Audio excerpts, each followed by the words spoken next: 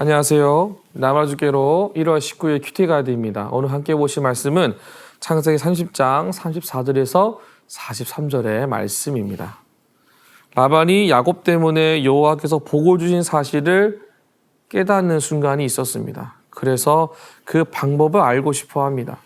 라반이 품삯을 야곱에게 정하라고 했을 때 야곱은 양떼와 염소떼 중에서 아롱진 것이나 점 있는 것이나 검은 것을 가려내고 앞으로 이 양떼나 염소떼 중에서 이 같은 것이 나면 그것을 품삯으로 받겠다라고 이야기를 합니다. 라반은 이 제안을 받아들이게 되는데요. 라반이 야곱에게 주는 축복을 알면서도 이 제안을 한 이유와 왜 야곱은 이렇게 불리한 조건으로 자신의 품삯을 정하게 되었을까요? 함께 말씀을 살펴보고 은혜를 나누기 원합니다. 1번입니다. 라반이 자신의 이익을 위해 한 일은 무엇입니까? 35절에서 36절입니다. 그날에 그가 순염소 중에 얼룩무늬 있는 것과 점이 있는 것을 가리고 암염소 중 흰 바탕에 아롱진 것과 점 있는 것을 가리고 양 중에 검은 것들을 가려 자기 아들들의 손에 맡기고 자기와 야곱의 사이를 사흘길이 뜨게 하였고 야곱은 라반의 남은 양떼를 치니라. 자, 라반은 끝까지 자신의 이익을 위하여 움직입니다. 35절을 보시면 자기의 아들들을 시켜서 야곱에게 주겠다는 조건을 가진 양들을 따로 분리를 합니다. 그리고 36절에 사흘이나 걸어가야지 다다를 수 있는 곳에 남은 양떼를 두게 합니다. 그러니까 자신이 가질 수 있는 가장 유리한 조건들로 환경을 갖게 되는 라반의 얄팍한 수를 성경은 우리에게 보여주고 있습니다. 그렇다면 성경은 이것을 우리에게 왜 보여줄까요? 저와 여러분 안에 라반의 모습과 같은 모습이 작지만 있을 수 있기 때문인 것이죠. 하나님의 인도하심을 알고 하나님의 살아계심도 알지만 내게 주어진 이익이 내 눈앞에 보였을 때 라반처럼 계획하고 만들어내고 수정하는 것, 그것이 우리 안에 작은 라반의 모습처럼 남아있기 때문에 성경은 우리에게 이것을 굉장히 분명하게 자세하게 보여주고 있다라는 겁니다. 우리 안에 작은 모습, 라반과 같은 모습 우리도 가지고 있다라는 것이죠. 2번입니다. 야곱이 더 많은 가축을 얻기 위해 한 일은 무엇입니까? 38절에서 39절입니다.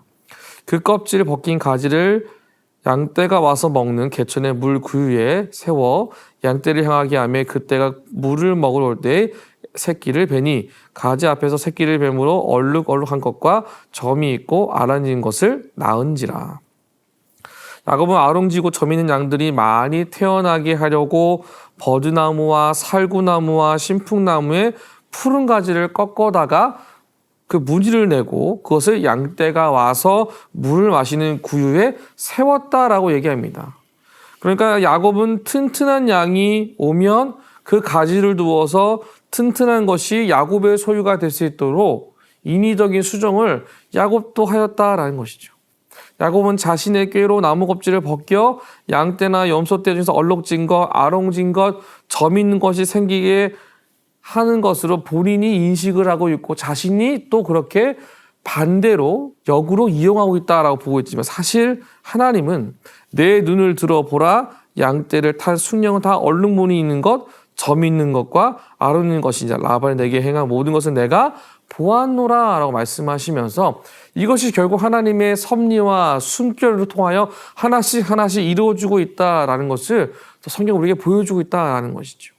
내가 하는 것 같지만 결국 하나님이 하신다는 것, 하나님이 이루어 가신다는 것을 야곱의 삶의 모습을 통하여 하나님은 우리에게도 도전하고 말씀하신다라는 겁니다.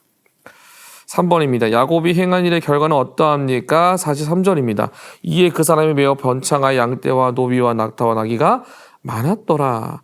야곱은 매우 번창하여 양떼와 노비와 낙타와 나귀가 많아졌다라고 창세기 30장 43절에서 이야기를 하고 있습니다. 이로 인하여 라반의 아들들과의 갈등이 생기게 되고 라반이 야곱을 대하는 태도가 달라지게 되는 것을 성경은 우리에게 보여주고 하나님의 계획이 다시 야곱으로 인하여 이루어지고 있다는 것을 우리가 보게 됩니다. 4번입니다. 야곱이 행한 일을 통해서 많은 가축을 얻을 수 있었던 이유는 무엇인지 묵상해 봅시다. 야곱은 베델에서 나타나신 여호와께서 지나간 모든 과정을 자세하게 설명을 해 주셨습니다. 여호와께서는 야곱이 부자가 된 것이 그의 꾀 때문에 된 것이 아니라 베델에서 약속하신 하나님의 약속이 이행되어졌고 실현되었다는 것. 신실하게 일하시는, 여전히 살아서 역사하시는 하나님의 인도하심 가운데 이루어지게 되었다라는 것을 성경은 우리에게 분명하게 보여주고 있습니다. 야곱의 능력이 아닙니다. 하나님이 함께 하심을 우리가 반드시 기억하셔야 합니다. 마지막 5번입니다. 내가 처한 불합리하거나 부당한 일이 있다면 무엇입니까? 이러한 상황 속에서도 하나님의 일하심을 경험하기 위해 내가 할 수 있는 일은 무엇인지 생각해 봅시다. 내가 생각한 계획과 지혜가 있을지라도 하나님의 일하심이 그 안에서 온전하게 새롭게 일하실 것을 믿고 의지하면서 하나님의 인도하심을 전적으로 믿고 달려가셔야 합니다. 그 인도하심을 내가 의지했을 때 주님은 반드시 우리 인생 가운데 새 일을 행하실 줄로 믿습니다. 이와 같은 은혜가 이 아침에 우리 안에 단단한 믿음으로 세워가는 저와 여러분 모두가 되시기를 주님의 이름으로 축복합니다.